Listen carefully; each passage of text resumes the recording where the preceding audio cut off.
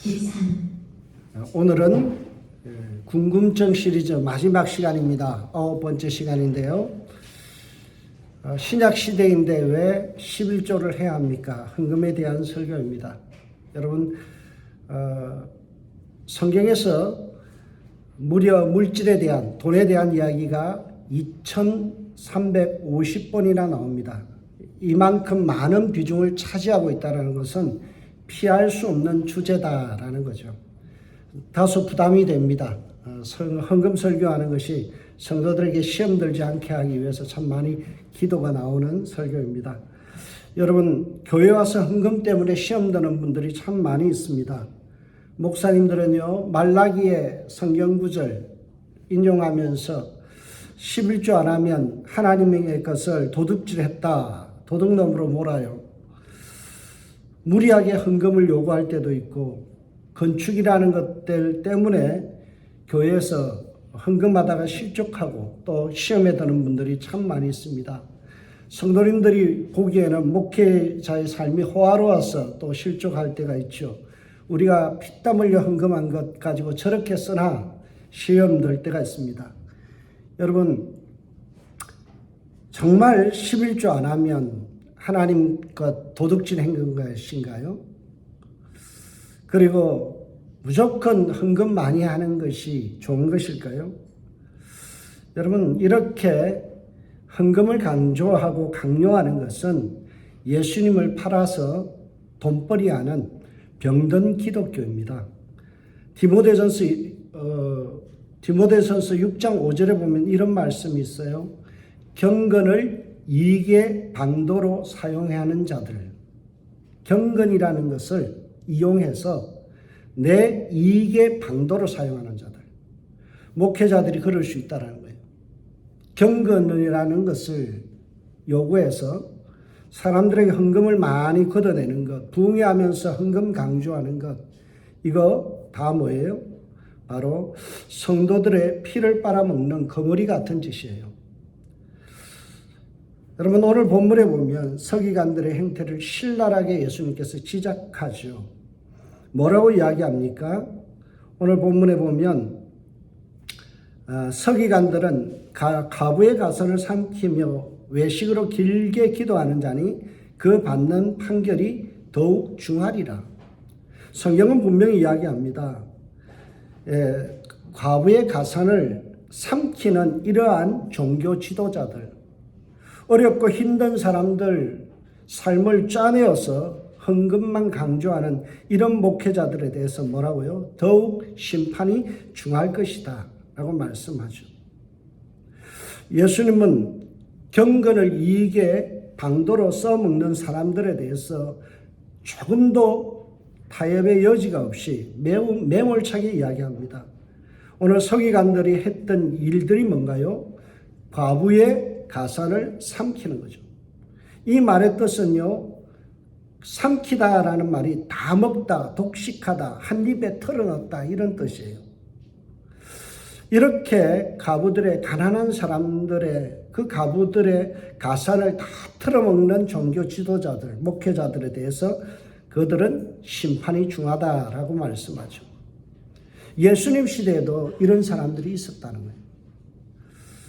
여러분, 어떤 방식으로 서기관들이 그 과부의 가산을 탕진해 먹었는지 기록이 있는데요. 살펴보니까 한 3가지 방법이 있어요.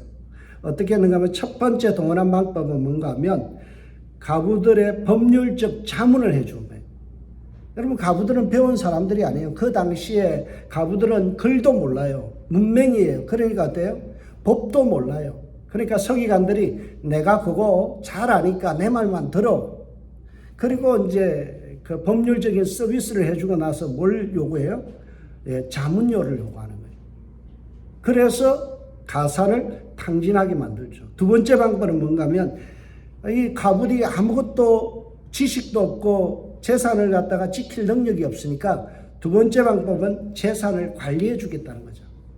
내가 당신의 재산을 내가 관리해 줄 테니까 그 대신에 당신이 나에게 커미션을 달라는 거예요. 그래서 관리비의 목적으로 착복합니다. 아예 아니면 가부의 재산을 적당하게 저당 잡히고 빼돌려서 자기 거로 둔갑시켜 놓는 거예요. 세 번째 방법은 뭔가 하면 영적인 사람인 것처럼 성도에게 접근하는 거예요. 그래서 오늘 본문에 보면 뭐라고 이야기해요? 길게 기도한다. 서기관들이. 왜 길게 기도했을까요? 내가 당신을 위해서 특별히 이렇게 길게 기도해 줄 테니까 복채 내놓으라는 거예요. 내가 열심히 당신을 위해서 기도하니까 당신은 나에게 헌금을 내놔라. 돈을 내놔라. 이러면서 세 가지 방법을 통해서 서기관들이 과부의 가산을 털어먹었다는 거예요. 한 입에 꿀꺽 삼켰다는 거죠. 돈독이 오른 서기관들입니다. 오늘날도 부흥회를 하다 보면 돈독이 오른 교회가 있어요. 쥐어짜서 성도들의 마음의 상처를 입고 시험에 들매도 불구하고 돈을 밝히고 헌금을 강요하는 교회가 있죠. 이런 모습에 대해서 예수님께서는 크게 분노하셨어요. 돈만 밝히는 성전, 그리고 그곳을 뭐라고 이야기하셨어요? 그러한 곳을 강도의 소굴이다. 만민이 기도하는 집이 되어야 될 것인데 성전이 뭘로 둔갑했다고? 강도들, 칼만 안 들었지 순 강도들이 교회를 차지하고 앉아서 성도들의 헌금을 갈취하는 일들이 있었다는 거죠. 성도들의 피땀으로 헌금한 그 돈을 가지고 화려하게 치장한 성전에 대해서 예수님은요, 돌 위에 돌 하나도 남지 아니하고 다 헐어져야 된다. 그런 엄중한 말씀을 하셨어요. 오늘날 교회가 돈의 노예가 되어갑니다. 참 안타깝죠. 그래서 예수님께서 오늘 이런 말씀을 이어서 했어요. 이 서기관들과 이런 종교 지도자들에 대해서 아주 엄중하게 심판의 메시지를 선포하신 다음에 이어서 성전뜰에 있는 헌금함에 2렙돈을 넣는 과부를 칭찬하는 내용으로 이어집니다. 여러분, 렙돈이라는 개념이 별로 머리에 안 와닿겠죠. 렙돈이 얼마일까요? 렙돈. 여러분, 우리 렙돈이라는 말은요, 쉽게 얘기하면 50센트예요. 50센트. 그 렙돈보다 큰 단위가 뭔가 하면 고드란트거든요. 고드란트가 우리로 치면 1달러예요. 1달러. 그러니까 2렙돈이라는 것은요, 1달러예요. 그래서 렙돈이라는 말의 뜻이 뭔가 하면 적다, 그런 뜻이에요. 매우 적은 돈이죠. 그런데 예수님은 오히려 부자가 많은 헌금, 큰 헌금을 한 것보다 적은 액수의 헌금을 한 것을 칭찬하셨다는 거예요. 왜 그랬을까요? 무조건 헌금 작게 하면 칭찬받을 일인가요? 아니에요. 과부에게는 부자에게 없었던 한 가지가 있어요. 그게 뭔가 하면 마음이에요. 마음을 다하여 정성을 다하여 헌금했다는 거예요. 오늘 여기에 본 이 과부는 가난한 중에서 자기의 모든 소유 곧 생활비 전부를 넣느니라. 여러분, 이 과부가 넣은 것은 자기의 생활비 전부예요. 11조가 아니에요. 10의 10조예요. 자기의 모든 것, 자기가 가진 것에 최선을 다한 거죠. 자신의 향유 옥합을 깨뜨려 마음을 다하여 드린 거예요. 하나님은 이것을 기뻐하셨다는 거예요. 예수님께서 칭찬하신 이유는 헌금을 작게 했기 때문에 아니에요. 그 속에 마음이 있었다는 거예요. 왜 예수님께서 이런 예화를 돈독이 오른 서기관들에게 들려줬을까요? 그것은 두 가지 이유가 있습니다. 첫 번째는요, 과부는 생활비 전부를 드려도 성전 안에 들어가지 못했다는 거예요. 여러분, 성전세는 얼마예요? 반세겔이죠. 반세겔. 세켈이라는 이 단어는요, 굉장히 큰 액수입니다. 노동자가 이틀을 일해야 벌 수 있는 액수가 세켈이에요. 하루에 100불씩 번다면 200불을 헌금해야 성전에 들어온다는 거예요. 여러분, 우리 교회 앞에다가 딱 헌금함을 두고요, 들어오는 사람마다 200불 헌금 안 하면 입장 불가, 그러면 어떻게 될까요? 뭐 이런 교회가 다 있어 그러겠죠. 지금 예수님께서 이 과부의 2렙돈의 이야기를 하는 이유가 뭘까요? 돈이 없으면 성전 출입도 안 시켜주는 이 썩어 빠진 교회에 대한 질타예요. 여러분, 교회 와서 돈 없으면요, 사람 대우는 못 받는 경우가 들어 있습니다. 헌금 작게 하고 쓸모없는 사람, 그런 시금 받으면요, 교회 오기가 참 두려워지는 그런 세상이 되어가고 있습니다. 오늘 예수님께서 이 과부의 2렙돈, 단돈 1달러를 헌금한 사람의 이야기를 드린 이유가 뭐예요? 자신의 생활비 전부를 들여도, 자기 형편에 최선을 다하여 들여도 성전 문턱도 넘지 못하는 이런 썩어 빠진 구조가 성전의 구조였다는 거죠. 여러분, 이것은 매우 엄중하게 우리가 귀담아 들어야 돼요. 돈이 없어도 교회는 들어올 수 있어야 돼요. 돈 없는 사람도 문턱을 쉽게 넘을 수 있는 담이 낮은 교회가 돼야 돼요. 헌금 때문에 마음 아파하는 그런 성도가 되었으면 안 된다는 거예요. 두 번째로 예수님께서 이 과부의 2렙돈의 이야기를 하신 이유가 뭘까요? 액수보다 더 중요한 것은 마음이라는 거예요. 몸은 성전 안에 들어간 사람이 있을 거예요. 그들은 모두가 얼마를 냈을까요? 반세켈, 200불을 헌금했어요. 아주 큰 액수죠. 그러나 주님이 보시기에는 밖에 있는 성전에 들어가지 못한 이 과부, 그저 성전뜰에 빛이 된 헌금함에다 헌금하는 그 과부의 모습이 하나님 보시기에는 더 아름다웠다는 사실이에요. 하나님의 마음을 기쁘게 하는 예배자였다는 거예요. 여러분, 헌금보다 더 중요한 게 뭘까요? 마음입니다. 여러분, 성전에 올 때, 교회에 올 때 여러분의 마음이 하나님을 향해 있어야 돼요. 내가 큰 헌금을 한다고 해서 내 마음이 없어도 하나님 기뻐하겠지? 아니에요. 내 마음만 충만한 은혜가 있고 주님을 향한 마음이 있다라면요, 단 일부를 드려도 하나님은 기뻐하신다는 사실이에요. 그래서 주일날 올 때 먼저 마음을 점검해야 돼요. 우리의 마음이 물질보다 앞서야 돼요. 내가 주일날 가면서 내 마음은 더 뒤에 뒤쳐져 있으면서 헌금부터 챙기는 그런 마음 가져서는 안 되죠. 내 마음이 먼저 주님을 향하여 있고 주님 사랑하는 마음이 앞서 있을 때 주님은 헌금이 부족해도 연약해도 작아도 문제 삼지 않는다는 사실이에요. 여러분, 11조 안 드려도 천국 갑니다. 다시 말합니다. 11조 안 드려도 천국 갑니다. 11조 할 수 없는 어려운 형편에서는 안 해도 상관없어요. 구약의 11조는 신약 시대에 와서 분명히 폐지되었습니다. 히브리서 9장 9절에 보면은 분명히 나와 있어요. 여러분, 11조는 구약의 11조는 폐지되었어요. 여러분, 우리 많은 목사님들이 붕괴하면서 말라기의 말씀 11조 강조하죠. 너희들 11조 해봐라. 그러면 하나님께서 쌀 곳이 없도록 풍만하게 채워주신다.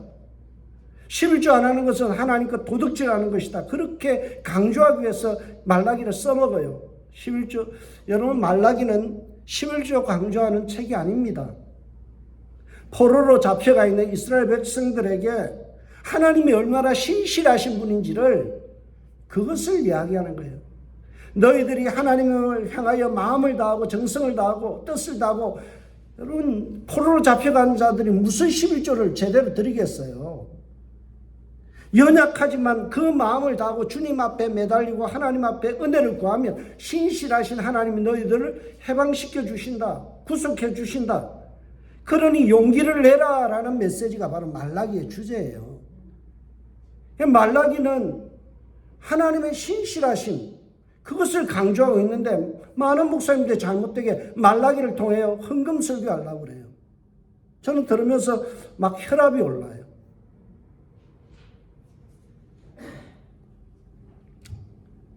여러분, 그렇다고 그러면 우리가 11조 안 해도 될까요?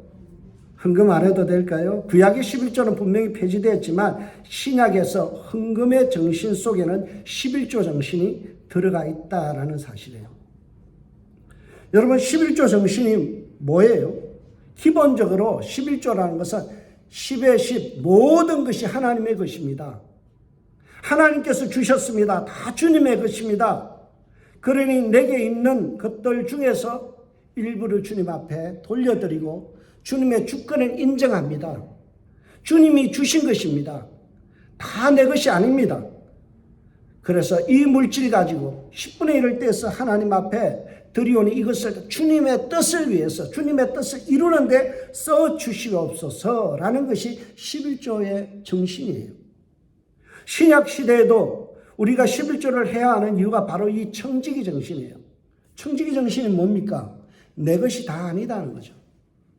하나님의 은혜 속에서 내가 살아가는 거고 하나님의 은혜 속에서 내가 생계를 유지하고 하나님께서 주신 물질 가지고 내가 살아갑니다. 물질의 주인, 인생의 주인은 주님 되십니다. 그것을 고백하는 하나의 예정이 뭔가요? 바로 헌금이라는 거죠. 그래서 헌금을 통하여 주님의 나라의 확장과 주의 뜻을 이루기 위해서 우리는 헌금하고 11조 하는 거예요. 특별히 주님의 몸된 교회 공동체의 유익과 발전을 위해서 우리는 헌금하는 겁니다. 만약 모든 성도가 그래 다 두 랩돈만 헌금하자. 그러면 우리 교회는요, 두 랩돈만 헌금하면요, 일주일에 30불이 안 나올 거예요. 그렇잖아요. 주일날 여기에 모여 있는 사람들 30-40명 해봐야 얼마 나오겠어요? 우리 성도들 다 한다 그래도 그렇게밖에 안 나와요. 그러면 어떻게 될까요? 구제나 선교나 친교나 다음 세대를 향한 교육이나 이런 것들은 아무것도 할 수 없는 거죠. 그래서 우리가 11조를 하는 거고 헌금을 하는 거예요. 구약시대에 하라고 했기 때문에 하는 것이 아니라 내가 자원하는 마음으로 내 은혜가 북받쳐서 하나님 은혜 감사합니다. 그렇게 해서 헌금하는 거죠. 어느 정도로 헌금하면 합당한 헌금이 될까요?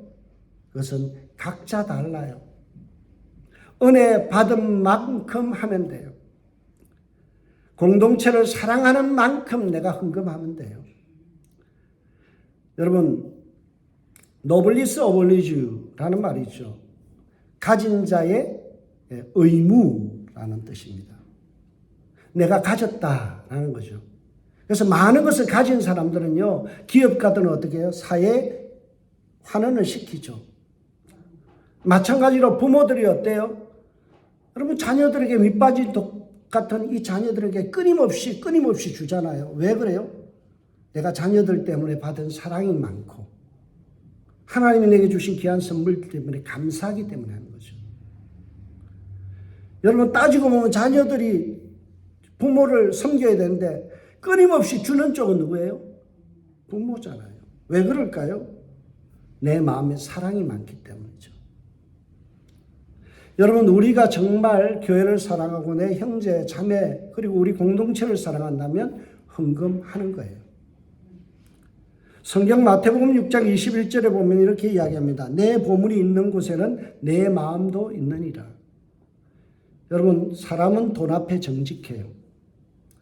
사람이 정직한 것이 돈 앞에 써요. 돈 쓰는 거 보면 그 사람이 얼마나 상대를 사랑하는지 알게 되죠. 사랑하지 않는 사람에게 10불 쓰는 것도 아까워요.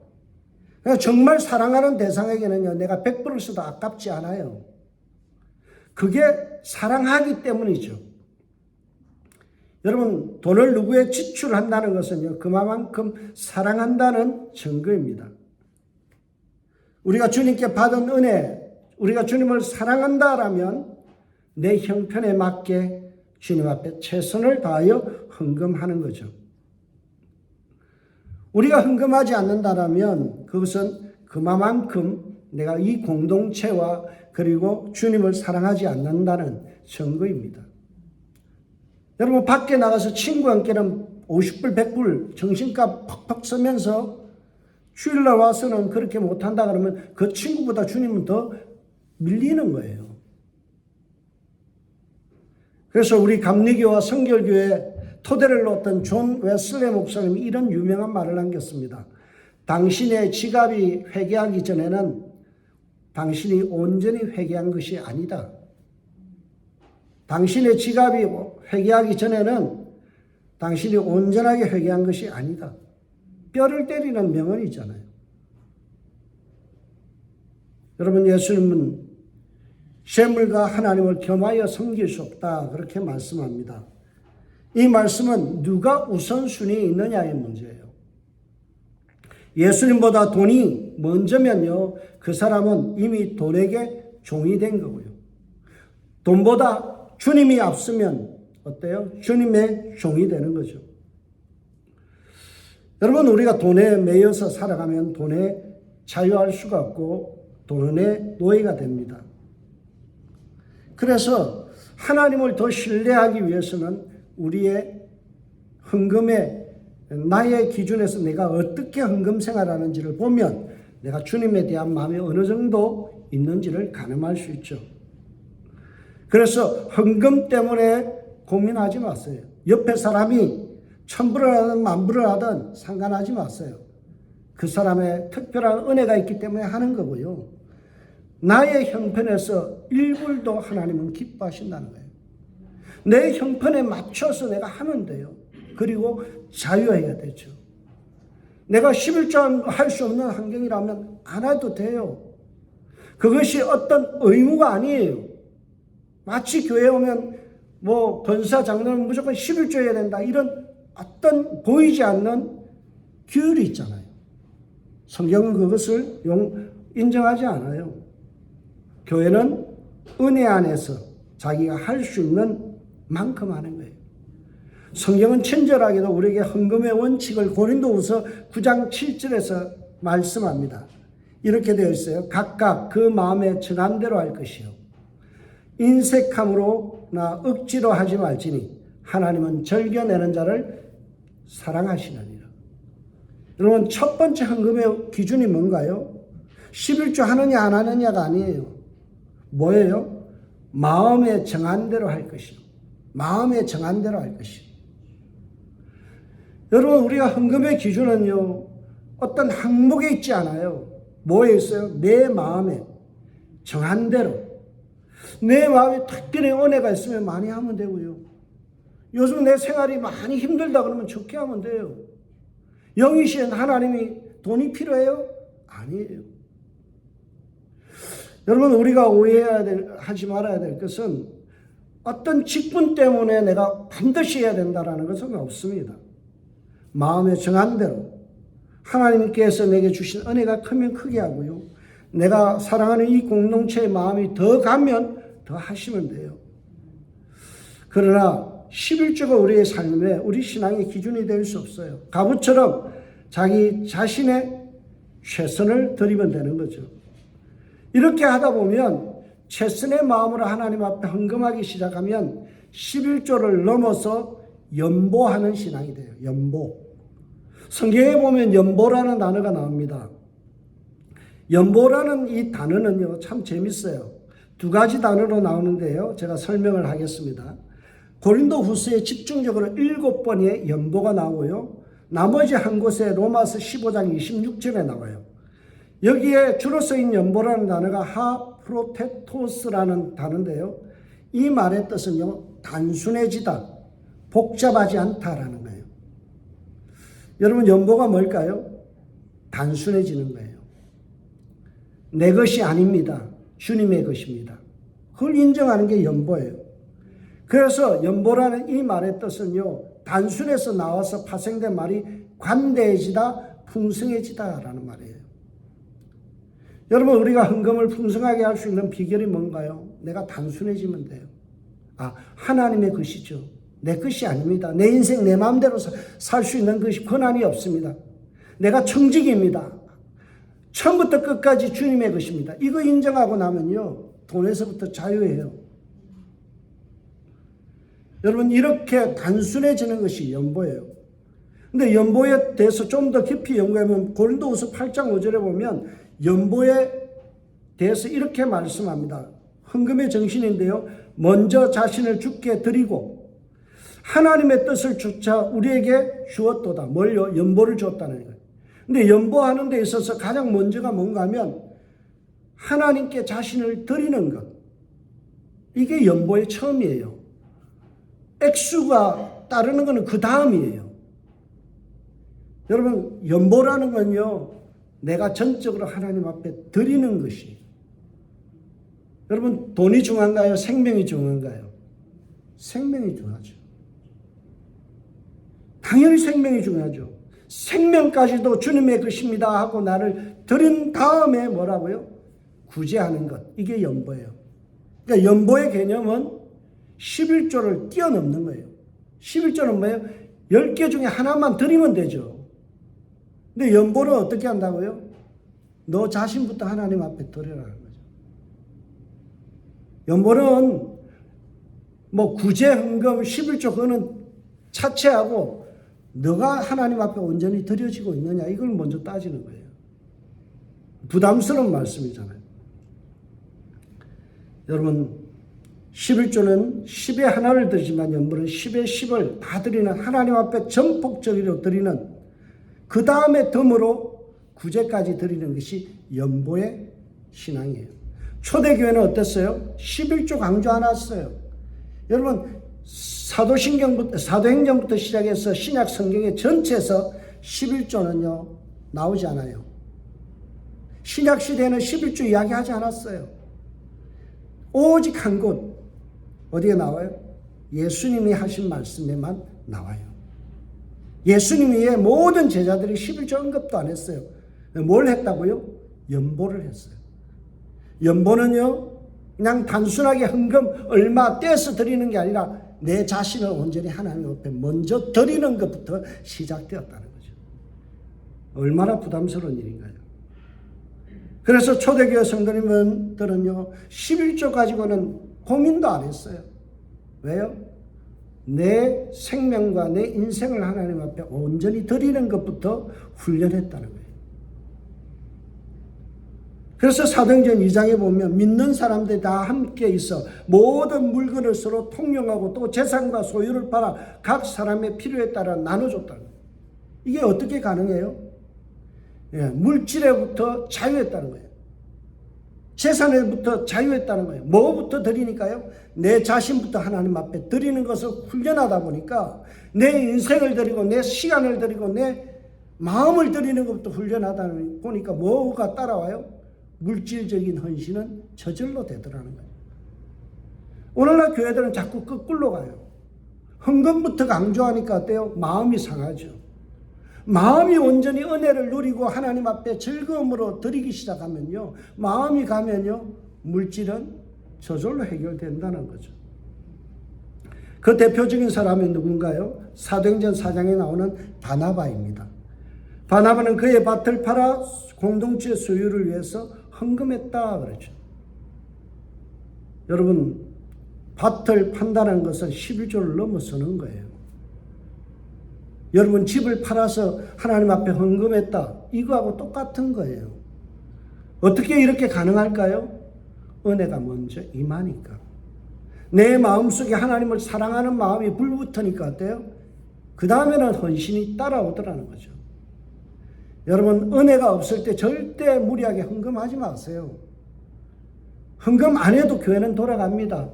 누군가가 하나님으로부터 은혜 받은 자가 덤으로 더하시죠.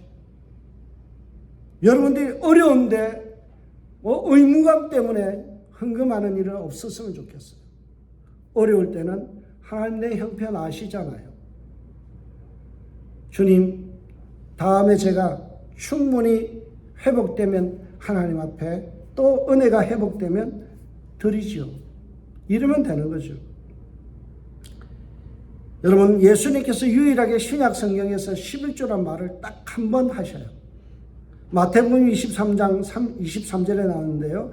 화 있을진저 외식하는 서기관과 바리새인들이여 너희는 박하와 해안가 근처에 11조를 드리되 율법에 더 중한 바 정의와 긍휼과 믿음은 버렸도다. 그러나 이것도 하고 저것도 버리지 말아야 될 것이다.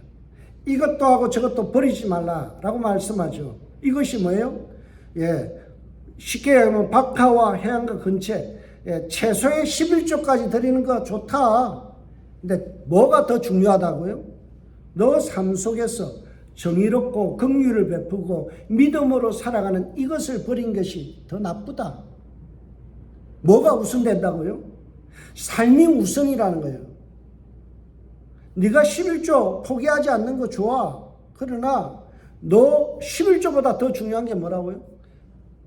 너의 삶 속에 긍휼이 있어야 됩니다. 남들은 긍휼히 여기는 마음 없이 11조에도 소용없다. 정의롭게 살아가는 삶이 없이 11조 많이 한다고 하나님 기뻐하지 않는다. 이 말이에요. 예수님만 신약 시대에서요. 이것도 하고 11조도 하고 그리고 더 중요한 바 정의와 긍휼과 믿음을 지켜라 라고 말씀했고요. 나머지의 모든 예수님의 제자들과 사도들은요. 아무도 11조 이야기 안 해요. 왜 그랬을까요? 그것은 시험거리가 아니에요. 뭐가 우선이기 때문에? 마음이 우선이기 때문에.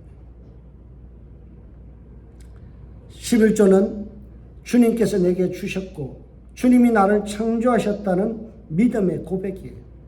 그래서 11조는요. 감사의 예물이에요. 감사예요. 복권이 아닙니다.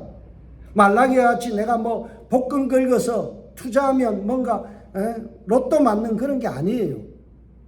여러분 11조의 오리지널 원조가 뭔가요? 창세기 14장에 나오잖아요. 거기에 보면 감사의 예물이에요. 아브라함이 전쟁에서 승리하고 돌아오는데요. 멜기세덱이라는 하나님의 제사장이 툭 나타났어요. 멜기세덱이라는 이 제사장이 뭐라고요? 아브라함을 축복하면서 이 전쟁을 승리케 하신 하나님을 찬송해요. 그러니까 아브라함이 정신이 버떡 들었던 거예요. 뭐예요?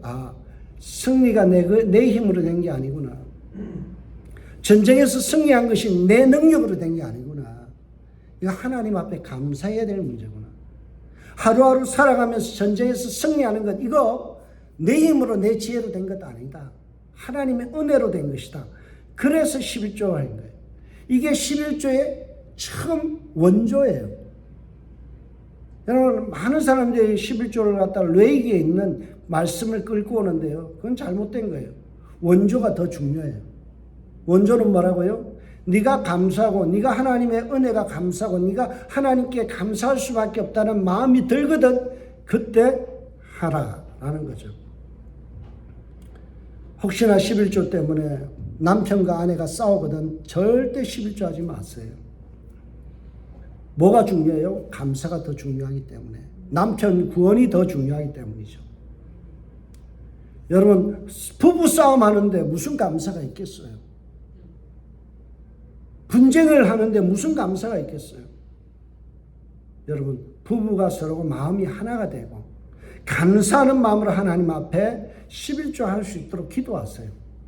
그게 좋은 길이지 오늘 본문의 말씀처럼 또 억지로 하지 말라. 고린도후서 9장 7절에 뭐라고요? 헌금의 기준 억지로 하지 말라. 부부 싸움 하면서까지 몰래 남편 몰래 뭐 뒷주머니 차가지고 11조하고 이런 짓 하지 말라는 거예요. 은혜롭게 또 모든 것이 감사함에 이룰 수 있도록 우리가 헌금하는 거죠.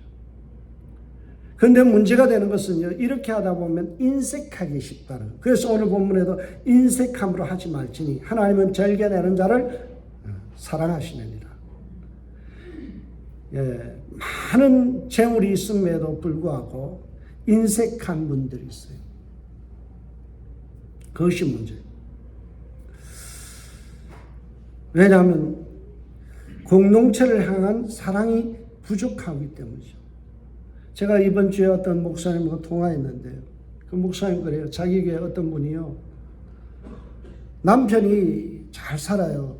그래서 남편이 그 미국인 남편인데요. 매주 헌금을 100불씩을 준대요.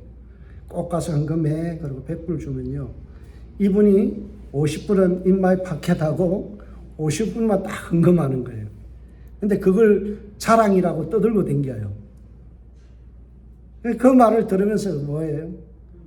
충분히 할 수 있어서 남편이 충분히 할 수 있어서 헌금하라고 주면 그것을 하나님 앞에 기쁨으로 드려야 되는데 어떻게 해요? 너무 많아. 인색해지는 거죠. 제가 그 이야기를 들으면서 참 신앙을 어떻게 배웠나 그런 생각이 들더라고요. 여러분 우리가 헌금하는 것은 하나님의 뜻을 이루기 위해서죠. 교회도 돈을 통해서 유지됩니다. 여러분이 헌금하기 때문에 우리가 주일 친교도 하고 선교도 하고 구제도 하고 전기세도 내고 수도세를 낼 수 있는 거죠. 구약시대에는요, 절기의 11조를 걷어서 뭘 했는가 하면 축제를 했어요. 절기의 축제는요, 어떻게 그 자금을 확보했는가 하면 절기의 11조를 따로 드렸어요. 그래서 이것은 공적 기금이 되는 거예요. 우리 교회 헌금은요, 모두 공금입니다. 내가 마음대로 쓸 수 있는 돈이 아니에요. 목사라고 장로라고 내 마음대로 지출할 수 있는 사적인 재정이 아니죠. 공적인 기금이에요. 이 공적 기금을 통해서 이웃사랑을 실천하기 위해서 지출하는 거죠. 내 이웃을 내 몸같이 사랑하라는 이 말씀을 무엇으로 실천해요?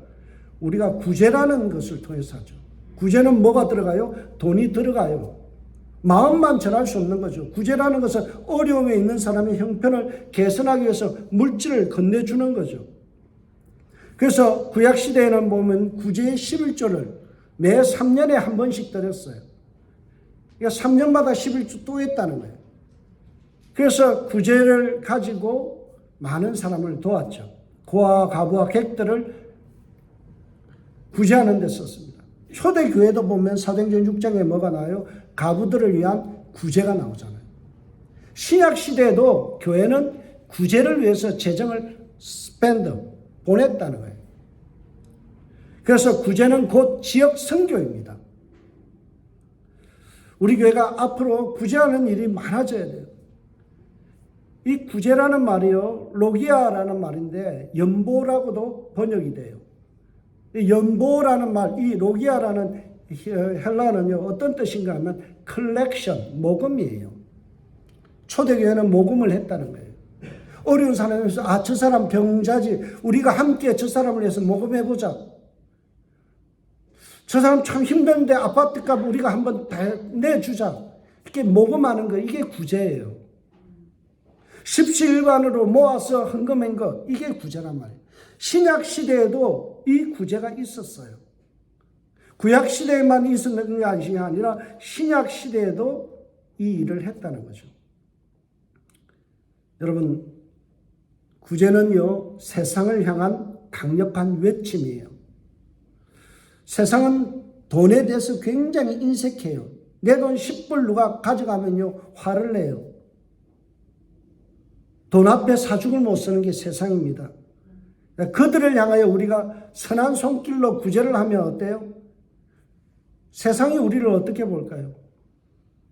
저 사람들은 돈이 많아서 건 더 아닌 것 같은데 왜 우리를 향하여, 세상을 향하여 구제할까? 의문점을 주는 거죠. 그게 선교예요. 사람들의 마음속에 우리가 세상에 돈에 찌들려 살아가는 그들에게 우리는 어떻게 한다고요? 돈으로부터 자유했다. 물질의 주관자는 하나님이시다. 이것을 선포하는 거죠.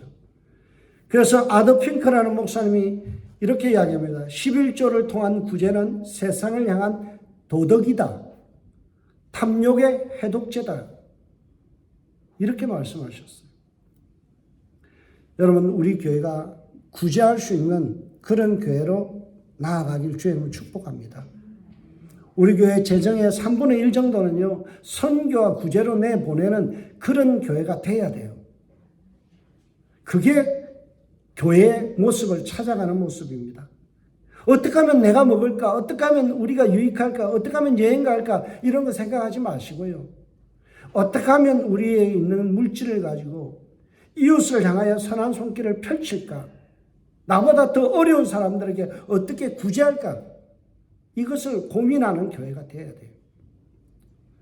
여러분, 헌금을 어떻게 걷느냐보다 더 중요한 것은 의미 있게 쓰느냐예요. 여러분, 내가 헌금했는데 작은 헌금을 해도요, 돈이 허투루 쓰면 어때요? 기분 나빠요. 그러나 내가 헌금을 많이 했는데 의미 있는 곳에 지출이 되면 어때요? 마음이 뿌듯하잖아요. 우리 교회가 고민해야 될 것은 헌금을 거두는 것보다 더 중요한 것은 어떤 항목으로 어떻게 더 많은 돈을 보람있게, 유익하게, 기쁨에 지출이 될 것인가를 고민해야 되죠. 또 한 가지는 우리가 자선, 이 구제만이 중요한 것이 아니라 공동체의 친목을 위해서도 우리가 재정이 필요하죠. 공동체의 기쁨을 더하기 위해서, 친목을 위해서 우리는 돈을 써낼 필요가 있죠. 아껴서 무조건 선교해야 된다, 아껴서 무조건 구제해야 된다, 이 말씀도 일부 맞지만 또 하나는요, 초대교회는 뭘 했어요? 서로 필요를 따라 나눠주는, 그리고 떡을 떼며 교제했다라는 것이 있죠. 축제의 11조를 통해서 축제를 벌려서 성도의 화목과 친목을 더 발전시켰다는 사실이에요. 그래서 우리가 교회에서 이 구제와 더불어서 교회의 성도의 서로 사귐이 깊어지는데 우리가 재정을 써야 돼요. 이렇게 보다 보면 이런 질문을 하는, 당돌한 질문을 하는 사람이 있더라고요. 그러면 목사님 월급부터 다 헌금하면 되겠네요. 맞는 이야기예요. 맞아요. 여러분, 이상적인 교회는 그렇게 하는 거예요. 가장 이상적인 교회는요, 우리가 모든 사람이 사역자가 되는 거예요. 모든 사람이 사역자가 돼서 매일 출근해서 날마다 교회 와서 기도하고 청소하고 돌아가면서 설교하고 돌아가면서 신방 가면 돼요. 근데 여러분들 그거 다 하실 수 있어요? 못하죠. 1인 2역을 못합니다. 그래서 교회는 신약시대를 오면서 뭘 했어요? 전임사역자, 목회자를 세운 거예요. 그래서 신학교를 보내서 전문적인 설교를 할 수 있는 훈련을 시키고 신방하는 기술을 배우게 하고 견습생활, 전도사생활 5년을 거쳐서 목사 안수를 받게 해요. 그래서 뭘 해요? 여러분들 대신에 성도가 힘들다 그러면 쫓아가게 하는 사람, 전문 사역자죠. 누구가 아프다 그러면 병원에 신방 가고 또 매주마다 설교를 준비하고 교회를 대표해서 어떤 출장을 가고 하는 이 모든 일을 누구를 통해서 해요? 목회자를 통해서 하는 거죠. 그래서 여러분들이 주시는 사례비를 가지고 생계를 유지하는 거죠. 여러분, 구약의 제사장이기 때문에 목회자가 사례를 받는 게 아니에요. 뭘 하기 때문에? 여러분들을 위한 대행 서비스를 하기 때문에 여러분들이 일일이 교회에 와서 모든 신방을 하고 청소를 하고 교인들을 돌보는 일을 다 할 수 없기 때문에 교회는 전임 사역자를 세워서 사례를 주고 하는 거예요. 그래서 바울 외에는 모든 사도들이 다 사례비를 받았어요. 그런데 바울이 사례비를 안 받고 자비량으로 했던, 가장 이상적으로 사역했던 바울이 고린도전서 9장 13절에서 14절에 이렇게 이야기합니다. 성전의 일을 하는 자는 성전에서 나는 것으로 먹듯이 복음을 전하는 자는 교회를 통해서 공급받는다. 여러분, 자비량으로 사역했던 바울이 뭐라고요? 이상적인 교회 좋다. 그러나 우리가 그들의 생활을 책임지지 않으면 누가 그 일을 하겠느냐. 그러니까 제사장들이 제 교회를 성전을 통해서 먹듯이 오늘날 현대 교회의 목회자들은 교회를 통해서 스포트를 받을 수밖에 없다라고 말씀하죠. 그래서 서로가 마음에 어떤 어려움이 없도록 교회 안에 조율돼야 되고 또 교회 안에서 마음에 상처가 없도록 공동체 유익과 그런 일들을 위해서 여러분들이 사례비를 주는 거예요. 그래서 여러분들이 사례비를 주는 만큼 제가 생활하는 거예요. 여러분들 오늘 헌금이 어떻게 쓰이는지를 이제 기준을 잡았죠. 구제를 위해서 써야 됩니다. 1순위예요. 구제와 선교가 가장 먼저예요. 두 번째는 뭐예요? 공동체의 유익과 사귐과 행복을 위해서 쓰는 거예요. 세 번째는 뭐예요? 사역자, 여러분들을 대신하여 사역하는 이 사역자를 위해서 재정을 쓰는 거죠. 그래서 이 첫 번째, 두 번째, 세 번째 순위가 정확해야 합니다. 오늘날 헌금 때문에 시험 드는 분들이 참 많이 있지만 이 헌금을 가지고 우리는 선교해야 되고요.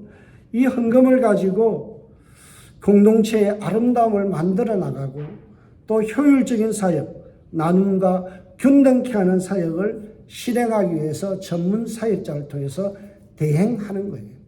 저와 여러분들이 이 말씀을 가지고 시험에 들지 말고 하나의 기준으로 삼고 절대 물질 때문에 교회가 들어오는데 걸림돌이 되지 않길 바라요. 우리 교회는 담이 낮아야 됩니다. 헌금 없어도 누구나 와서 예배 드릴 수 있어요. 여러분의 마음속에 은혜가 있으면 은혜 받은 만큼, 공동체를 사랑하는 만큼 하시면 되고요. 내가 할 수 없는 형편이면 그 앞에서 자유하세요. 하나님께서 아셔요. 그 부분에 대해서 자유하고 기쁨으로 신앙생활을 하면 되는 거예요. 오늘 이 말씀 가지고 여러분의 신앙의 헌금의 기준으로 삼고 함께 세워나가는 귀한 은혜가 있길 주의 이름으로 축복합니다. 기도하겠습니다.